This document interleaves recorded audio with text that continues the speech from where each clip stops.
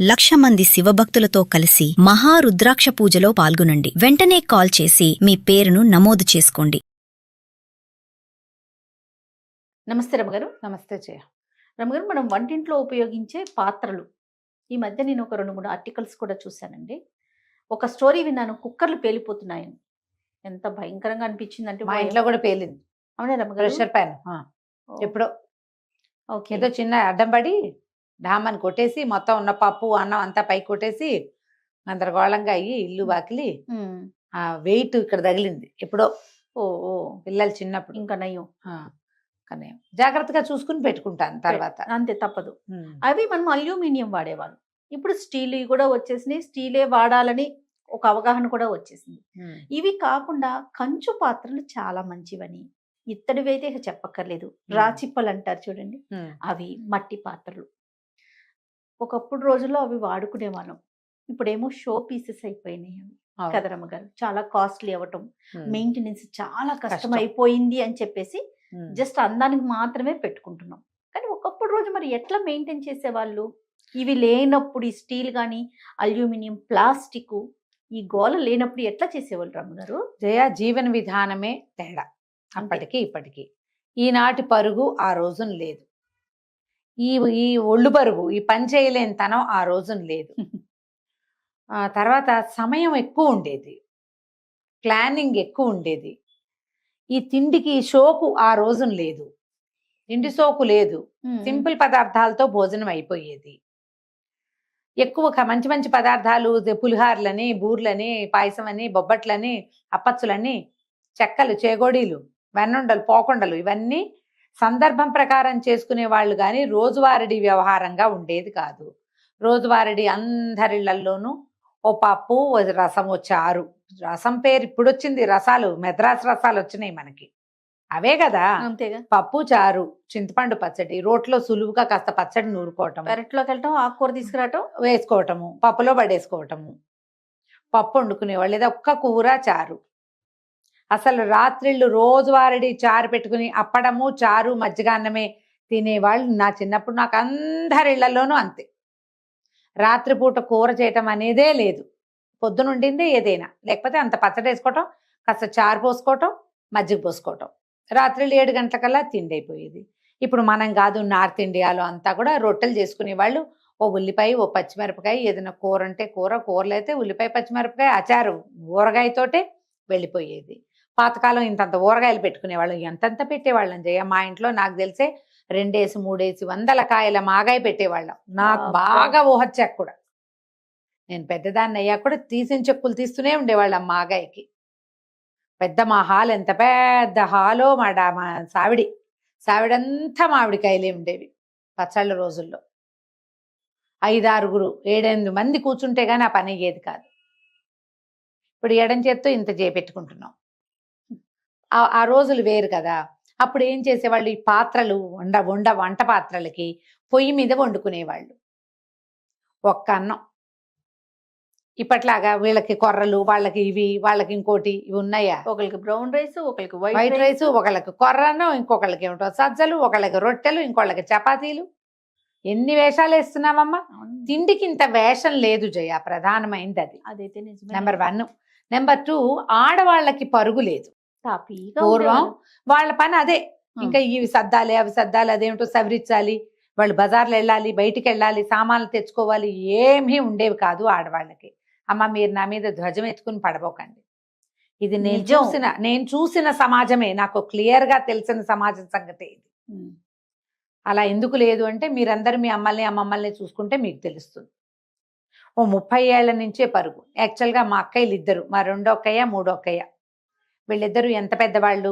రెండో అక్కయ్య కొడుకు నాకంటే పెద్దవాడు జయ. మూడో అక్కయ్యకి నేను 2 ఏళ్ల పిల్లప్పుడు పెళ్ళయింది. వీళ్ళిద్దరూ టీచర్లుగా పనిచేశారు మా ఇంట్లో, నేను చూశాను.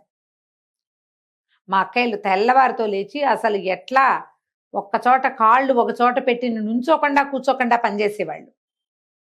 3 ఇద్దరేసి 4 పిల్లల్ని చూసుకునేవాళ్ళు. మమ్మల్ని కూడా చూసేవాళ్ళు మా అక్కయ్యలే. టీచర్ ఉద్యోగాలు కాబట్టి ఆ కాలపు విధానమే వేరు. అప్పటికి గ్యాస్ స్టవ్లు మొదలైనవి మా అక్కయ్యలు స్కూళ్ళకి వెళ్ళే నాటికి.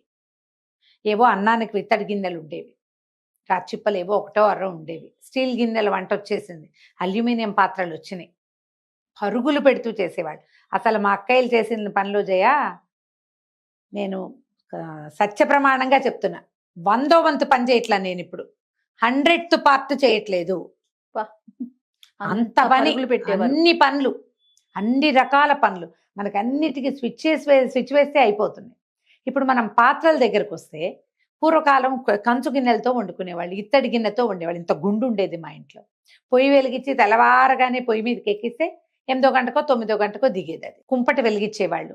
దాంట్లో ఒక ఇత్తడి గిన్నె పడేసేవాళ్ళు. దాంట్లో చారో పప్పు ఉడికేది. దాల్ పెట్టేవాళ్ళు. దాంట్లో పాలు పడేసేవాళ్ళు. పాల గిన్నె పెట్టేవాళ్ళు. పాలు కాగుతూ ఉండేవి. దేనికి అవి విడివిడిగా ఉండేవి? 3 వేరు. ఒక పొయ్యి, ఒక కుంపటి, ఒక దాలి. మా ఇంట్లో నడిచిన కథే చెప్తున్నా నేను. వేరే ఇళ్లలో కథలు నేను చెప్పలేను కదా, నేను చూసిన కథే ఇది. ఇప్పుడు పాలు ప్రయత్నం ఎక్కువ లేని వాళ్ళు, మాకు బోల్డ్ పాడి పిల్లలు ఎక్కువ, పెరుగు నెయ్యి వెన్న అన్నీ కావాలి మాకు, పాలు మాత్రం ఉండేవి. ఇది ఖచ్చితమైన వ్యవహారం అయిందా? ఇప్పుడు అలా లేదు. ఒకటే పొయ్యి. కొన్ని ఇళ్లలో కుంపటి ఉండేది కాదు. ఈ పొయ్యి మీద ఏవో ఇత్తడి గిన్నె పడేసి అన్నం దింపుకుని పప్పు ఎక్కించేవాళ్ళు. పప్పు, అన్నం, తర్వాత ఏమో మజ్జిగ, ఊరగాయ, అయిపోయింది. ఆడవాళ్ళకి పొలం పనులు ఉండేవి కానీ ఏదో ఇళ్లల్లో పనులే తప్పిస్తే ఉద్యోగాలు లేవు ఆ కాలం. అది అయితే దీంట్లో ఏంటంటే మనం ప్రధానమైంది సమయాలు ఒకటి. మగవాళ్ళకు కూడా ఉద్యోగాలు, ఈ పరుగులు ఆనాడు ఈ పాత్రలు వాడిన కాలంలో లేవు కదమ్మా. ఉద్యోగాలు తక్కువ, వ్యవసాయాలు ఉండేవి, ఏవో వృత్తులు ఉండేవి. వీళ్ళందరూ ఇళ్ల దగ్గర వృత్తుల వ్యవహారంగానే నడిచేది. భోజనానికి వేళలు కూడా ఇప్పట్లాంటి టైమింగ్స్, బ్రేక్ఫాస్ట్, లంచ్, డిన్నరు కాదు. ఈ బ్రేక్ఫాస్ట్ అందరిళ్లలో చద్దన్నమే ఉండేది. వేడన్నం పొద్దున్నే ఎవ్వరికీ అక్కర్లేదు. అందరూ రాత్రివే తినేవాళ్ళు. పొద్దున్న అందరూ జయ చద్దన్నమే తినేవాళ్ళు. ఇప్పుడు పొద్దునే వంట అవ్వాల్సిన ప్రయత్నం ఏముంది? నిదానంగా ఎక్కుతుంది పొయ్యి, అన్ని సవరించుకుంటే సరిపోతుంది. ఆ కాలం వేరు కదా. అందుకని అప్పుడు అది నడిచేది. ఇప్పుడు అది కుదరటం లేదు. దీంట్లో ఏంటి మెయింటెనెన్స్? ఈ పాత్రలు ప్రతిరోజు ఆ కంచు పాత్రతో వేసరికి టంగులు దిగుతాయి. దాన్ని శుభ్రంగా తోముకోవాలి. బరువు, కంచు బరువు, ఇత్తడి బరువు, రాచిప్పలు బరువు. రాచిప్పలు మామూలు బరువు కదా. సోప్ స్టోన్ అంటారు. ఇప్పుడు కూడా ఫ్యాన్సీగా అందరు కొనుక్కుంటారు. ఈ మద్రాసు, తమిళనాడు వైపు అంతా వాడుకుంటున్నారు. మన దగ్గర కూడా ఇత్తడి వాడే వాళ్ళు ఉన్నారు కానీ కంచు పాత్రలు ఇప్పటికి చాలా తక్కువ. నా దగ్గర కూడా నేను తెస్తుంటా కదా ఇక్కడికి. ఒక అన్నం వండే గిన్నె ఉంది. రోజువారీ నేను అన్నం వార్చుకోవడానికి ఆ గిన్నె వాడుకుంటా. పాయసం చేయడానికి ఒక బుజ్జి గిన్నె నా దగ్గర ఉన్నవి.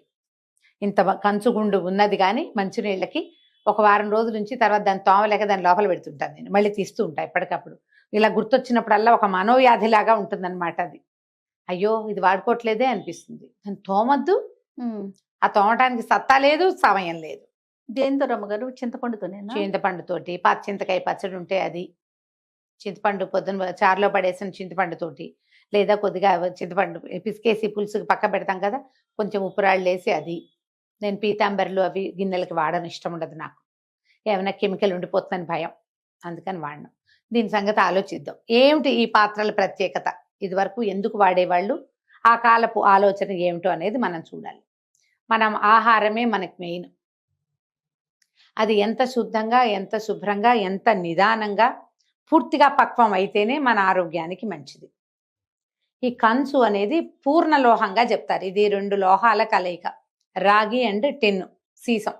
అదే సీసం అనకూడదు దాన్ని, ఏమనాలి దాన్ని? ఈ టిన్ని సత్తు అలాంటిది ఏదో అంటారు. కళాయి వేస్తారు చూడు గిన్నెల లోపల తెలగండి, ఆ కళాయి వేసే పదార్థమే ఇందులో ఉంటుంది. పూర్తి రాగి పాత్రలు వంటకి పనికిరావు, ఎందుకంటే పులుపుకి స్పందిస్తుంది. అదేను ఈ టిన్ను 2 కలిపి తగరము ఏమిటో అంటారు, తగరం అంటారు టిన్ను. ఇవి 2 కలిపి ఈ పాత్రలు తయారు చేసేవాళ్ళు. మంచి బరువు, తూకంగా ఉంటాయి, బద్దలవుతాయి అవి. కంచు గిన్నె మీద మనం ఇలా దేంతో ఐరన్ దేంతో కొట్టామనుకో టింగ్ అని మోగుతూనే ఉంటుంది. అది భలే సౌండ్ వస్తుంది. శుభ్రంగా తోమితే చాలా క్లీన్గా ఉంటాయి. దీంట్లో వండిన వంట రుచే వేరు. అన్నం కూడా తాపీగా ఉడుకుతుంది, అన్ని పక్కల సెగ అందుతుంది. ఓ పక్కన మాడడం, ఓ పక్కన ఉడకటం, ననుబాయి అయిపోవటం అలాంటివి జరగకుండా ప్రాపర్గా ఉడుకుతుంది. అన్ని పక్కలకి సెగ అందుతుంది, రుచికరంగా ఉంటుంది పదార్థం. దాంట్లో ఉండే మైక్రో న్యూట్రియంట్స్, ఆహారంలో ఉన్నవి, పాత్ర వల్ల రుచి పెరుగుతుంది.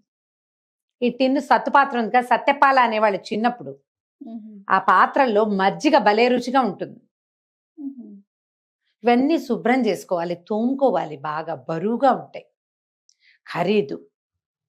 దీనికంటే కొంచెం తక్కువ ఇత్తడి పాత్రల్లో కూడా వండుకోవచ్చు. ఇత్తడిలో కూడా మందపాటివి కొనుక్కోవాలి. అయితే ఇందులో ఏ పులుపు తగిలినా అది స్పందిస్తుంది. అవును, అందుకని ఏం వండినా అందులోంచి ఖాళీ చేసేసుకోవాలి. ఇత్తడి బరువే, వంటకం వరకు వాడుకోవచ్చు, వంట వరకు వాడుకుని పాత్ర ఖాళీ చేసుకోవాలి. ఆరోగ్యానికి మంచిది. క్రమంగా ఏమైంది, మన వాళ్ళు అల్యూమినియంలోకి, తెల్లటి వాటిల్లోకి దిగారు.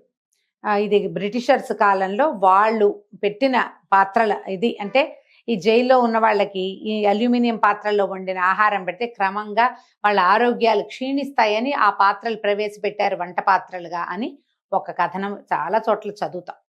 చాలా పెద్దవాళ్ళు కూడా చాలా మంది చెప్తారు, బ్రిటిషర్స్ వచ్చాకే తెల్ల గిన్నెలు వచ్చినాయి మనకి అని. అల్యూమినియం స్లో పాయిజన్ లాగా మన ఆరోగ్యాన్ని పాడు చేస్తుంది అని. అవును, క్యాన్సర్స్ కూడా కొంత కారణం అవుతుంది. అంటే అల్యూమినియమేనా, లేకపోతే అల్యూమినియం సరిగ్గా శుభ్రం చేయబడకపోవటం వల్ల అనేదైతే బాగా ఇంకా దాని మీద అవగాహన లేదు, కానీ ఇది నిజం. అల్యూమినియంకి ముందు, అల్యూమినియంకి తర్వాత ఇండియన్ హెల్త్ గురించి మాట్లాడితే అల్యూమినియం కంటే ముందున్న ఆరోగ్యం వేరు, తర్వాత ఆరోగ్యాలు ఖచ్చితంగా వేరుట. ఇది అయితే ఉంది. తెల్ల గిన్నెలు ఈజీగా సింపుల్గా తోమేసుకోవచ్చు, బరువు తక్కువగా ఉంటాయి, తొందరగా శుభ్రపడిపోతాయి, తొందరగా వండేస్తుంది అది అని, మంట గప్పుకొని వేడెక్కిపోతుంది తొందరగా. అందుకని అందరూ తెల్ల గిన్నెల్లో పడి ఈ బరువు అని, మొయిలేమని, వండటం కష్టమని, శుభ్రం చేయటం చచ్చిపోతున్నామని, మెయింటెనెన్స్ కష్టమని జనాలంతా ఏం చేశారు, మెల్లిగా ఈ పాత్రల్ని బయటికి తోసేశారు ఇళ్లలోంచి. యాక్చువల్గా ఇలాంటి ఒక కంచు గుండిగా, ఇత్తడి గుండిగా అలాంటివి ఉంటే ఇవి అత్యవసరానికి అమ్ముకోదగిన వస్తువులుగా కూడా ఉండేవి. ఇదివరకు రోజుల్లో పెద్ద కంచు గుండిగా ఉందంటే అది ఈజీగా ఒక బస్తా 2 బస్తాల బియ్యానికి మారకంగా పనిచేసేది, తాకట్టు పెట్టుకోవడానికి పనిచేసేది. నాకు గుర్తుని చెప్తా, పొత్తూరు విజయలక్ష్మి గారిదనే ఈ కథ కాదా, పొత్తూరు విజయలక్ష్మి గారిది కథ చెప్తా ఉంటాను. సోమరాజు సుశీల్ గారిది అనుకుంటా. ఒక కథలో ఓ పిల్ల అమ్మాయి పెళ్ళవుతూ ఉంటుంది. సడన్ గా అనుకోకుండా బోళ్ళంతమంది చుట్టాలు వచ్చేస్తారు. వీళ్ళు వంట అనుకున్న దానికంటే మనుషులు ఎక్కువైపోయారు. ఆవిడ పెళ్లి కూతురి నాయనమ్మ భలే ఘటికురాలు. ఆవిడ ఏం చేస్తుందంటే, ఏ సత్రంలో పెళ్లి చేస్తున్నారో సత్రంలో ఉన్న ఒక గుండిగని నిశ్శబ్దంగా తాకట్టుకు పంపించి, అప్పటికప్పుడు మళ్ళీ బియ్య బస్తా అవి తెప్పించి వంట పూర్తి చేయించేసి, మరి బియ్యం కావాలి, కూరలు కావాలి, ఎన్ని కావాలి, అవునవును, వంట పూర్తి ఫినిష్ చేసేసి, పెళ్ళి అయిపోయాక వచ్చిన వాళ్ళందరూ ఇచ్చిన చదివింపుల డబ్బులతోటి చల్లగా ఆ డబ్బులు అక్కడ కట్టేసి ఆ గుండికి మళ్ళీ తెచ్చి వెనక్కి పెడతారు. అంత హెల్ప్ చేసేవి. ఈ కంచు అవి బంగారం ఉంటే మనకి ఇప్పుడు ఎంత దన్నో, పాత రోజుల్లో పురాతన పాత్రలు అంత దన్నుగా ఉండేవి. బరువు ఖరీదు అంటారు కదా కంచు మోగినట్లు కనకము మోగినాను. ఇప్పుడు బంగారం వేరు, బంగారం ఇంతే ఉన్నా చాలు, ఇంతే ఉంటే డబ్బులు వస్తాయి. అది చెప్పే సందర్భం వేరైనప్పటికీ కనకం కూడా కంచు కూడా కనకంతో సమానంగా ఉండేది అప్పట్లో. ఆరోగ్యానికి సంబంధించి ఉండేది, జాగ్రత్తగా దాచుకునేవాళ్ళు, వాడుకునేవాళ్ళు, రోజువారీ వాడకంలో ఉండేది. దొంగలు పడితే కంచు పాత్రలు కూడా దొంగతనం చేసుకుపోయేవాళ్ళు. మారకం బాగా నడిచేది అప్పట్లో. అదేలేండి, ఇప్పుడు కూడా నడుస్తుందమ్మా మారకం. ఒక కంచు పళ్ళేం కొందాం అనుకుంటే నేను ఇంటిలిపాదికి కంచాలు కొనాలంటే ఒక 50,000 అయ్యేలాగా కనపడింది నాకు. కంచు పళ్ళేలు, గ్లాసులు, కప్పులు కొంటే 50,000 చిల్లర. అంత ఖరీదైన లోహంగా మారింది అది ఇప్పుడు. కానీ ఓ కంచు పాత్ర ఉండటం మంచిదే ఇంట్లో. అల్యూమినియం పాత్రలు ఆరోగ్యానికి మంచిది కాదు. నాన్ స్టిక్ కూడా మంచిది కాదు. ఇప్పుడు సులువుగా ఉందని మనం ఏం చేస్తాం, దోశ ఏంగానే టపిమని లేచి వచ్చేస్తుందని అడ్వర్టైజ్మెంట్ చేశారు. బాగా అడ్వర్టైజ్ చేసి అందరితోటి కొనిపించారు. అవును, ఎన్ని రకాలు కొన్నాం, అందులో తాలింపు వేసుకునే చిన్న చిప్పలు కొన్నాం, తర్వాత కూరలు చేసుకునే మూకుళ్ళు కొన్నాం, దోశలు వేసుకునే పెనాలు కొన్నాం కదా. నాన్ స్టిక్ కుక్ వేరు బ్రహ్మాండంగా కొనుక్కున్నాం మనం. చాలా మంది ఇప్పుడు బయట పారేశారు. అది ఆరోగ్యానికి మంచిది కాదని. ఆరోగ్యానికి ఏది మంచిది, ఎక్కువ హానికరం అస్సలు కాంది, చాలా మెయింటెనెన్స్ తీసుకునేది కంచు, ఇత్తడి. ఆలోచించి 1, 2, 3 పాత్రలైనా అవి కొనుక్కొని మెయిన్ కోర్సు ముఖ్యమైనది వీటిల్లో చేసుకోవచ్చు. ఇప్పుడు రాచిప్పలు, రాచిప్పలో పులుసు దానంత రుచి ఇంకొకటి లేదుట. మహారుచిగా ఉంటుంది. నా చిన్నప్పుడు నాకు ఊహ తెలిసాక రాచిప్ప మానేశారు మా వాళ్ళు. చిల్లు పడిందో ఏమిటో అయ్యింది అది. మా ఇంట్లో నుంచి రాచిప్పలు బయటకు వెళ్ళిపోయినాయి. ఉప్పు పోసి పక్కన పడేసేవాళ్ళు పాత రాచిప్పలు. బాగుండేది, పల్చగా ఇంత ఉండేది. తర్వాత భాండం, కుండల్లో పులుసు కూడా భాండం ఉండేదట మా నా ఊహ తెలిసే నాటికి నాకు లేదు. మాకు స్టీల్ గిన్నెలు వచ్చేసి ఇత్తడి పాత్రలు ఉండేవి, ఇత్తడి మీదే ఉండేవాళ్ళు. ఈ పొయ్యి స్టవ్లు వచ్చేసినాయి కదా, కాల్ గ్యాస్ వచ్చింది. మా దగ్గర గోబర్ గ్యాస్ ఉండేది. ఈ ఇత్తడి అంటే ఎంత గ్యాసు చాలదు కదా. ఇప్పుడు ఇంత బరువైన గిన్నె వేడెక్కడానికి ఎంత వేడి సరిపోదు, గ్యాస్ వేస్ట్ అయిపోతుంది. అందుకని ఏం చేస్తాం మనం, ఈజీగా వేడెక్కిపోయేవి, సులువుగా దిగిపోయే వాటి కోసం వెళ్తారు. ఇప్పుడు స్టెయిన్లెస్ స్టీల్ తో మనకు వచ్చే జబ్బులేం లేవు, కానీ ఆరోగ్యం కూడా లేదు. అది స్టెయిన్లెస్ స్టీల్ అదేం కరిగే ఆహారంలోకి రాదు. కరెక్టే కానీ రమ్మగారు మాడిపోతుంది. రమ్మగారు మాడుతుంది, ఒళ్ళు దగ్గర పెట్టుకుని వండుకోవాలి, జాగ్రత్తగా అక్కడే ఉండి వండుకోవాల్సి వస్తాం. ఎంత చేసినా కూడా మనకి మిగతా పాత్రలతో కంపేర్ చేస్తే స్టీల్ దాంట్లో కొంచెం మాడు అనేది తెలుస్తుంది. ఆలోచించుకుని మనం ఏం చేయగలమో, ఆరోగ్యానికి మంచిదని చాలా చేస్తున్నాం మనం. అవునండి కదా, ఎంత బాగా చేసినా వండిన పాత్ర బాగుండకపోతే అంత ప్రయోజనం లేదు. అవును, కాబట్టి ఆలోచించి అక్కడెక్కడో ఖర్చు పెడుతున్నాము, ఆ పిచ్చి ఖర్చులు మానేసి అదేదో ఆ ఖర్చు ఏదో ఇక్కడే కూడబెట్టుకొని ఆ ఖర్చు ఇక్కడే అవుతుందని ఆలోచించుకుని మనం ఇలాంటిది ఏదైనా ప్రయత్నం చేసుకోగలిగితే బాగానే ఉంటుంది. మనం రాగి పాత్రలో మంచినీళ్ళు తాగడానికి అందరి దగ్గర జగ్గులో చెంబులో ఉన్నాయి, కానీ రాగిలో మనం వంట చేయలేం. మంచినీళ్ళు తాగలుగుతాం, ఆరోగ్యానికి మంచిది మనకు తెలిసిందే కదా. మజ్జిగ పోసుకోవడానికి ఒక్క టిన్ను పాత్ర కొనుక్కోవచ్చు. రోజువారీ మన మజ్జిగ అందులో చేసుకుంటాం ఒక్క పాత్ర. అన్నం ఇందులో వండుకుంటాం ఒకటే పాత్ర. ఈ కూర ఇందులో వండుకుందాం, దానికి కూడా ఒకటే పాత్ర. ఎన్నైనా మొత్తం కలిపి ఎన్నో లేవు కదా. ఒక కంచు చెంబు మంచినీళ్ళకి అలా చేయొచ్చు కదా.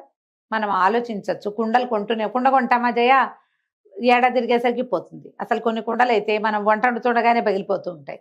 700, 800 పెట్టి కుండలు కొంటున్నాం. అవును, ఈ 7, 8 పెట్టే బదులు శాశ్వతంగా అలాగే కదలకుండా తరాల వెంబడి ఉండే పంచపాత్రలు కూడా కొనుక్కోవచ్చుగా మనం. ఖచ్చితంగా ఇవన్నీ వాటిని ప్రమోట్ చేసే ఉద్దేశం కాదమ్మా. ఆరోగ్యానికి ఏది అవసరమో మనం పెట్టే ఎన్నో ఖర్చుల్లో ఇదొక ఖర్చు కాదు, ఇది మనకి ప్లస్ అని ఆలోచిస్తే కనుక మనం హెల్దీగా ముందుకెళ్ళచ్చు. వీటి మీద అవగాహన కోసం మీరు కట్టి చూడొచ్చు, బ్రాస్ ఆర్ బ్రాంజ్ ఏది మంచిది, రైట్, స్టీల్ మంచిదా అల్యూమినియం మంచిదా, మీ అంతటా మీరే గూగుల్ చేసి తెలుసుకోవచ్చే. అవును, హాయిగా ఆలోచించండి. బోళ్ళు రకాలు ఖర్చు చేస్తాం, ఈ పని చేద్దామని కూడా ఆలోచించండి. తప్పకుండా. నమస్తే రమ్మగారు. నమస్తే జీ.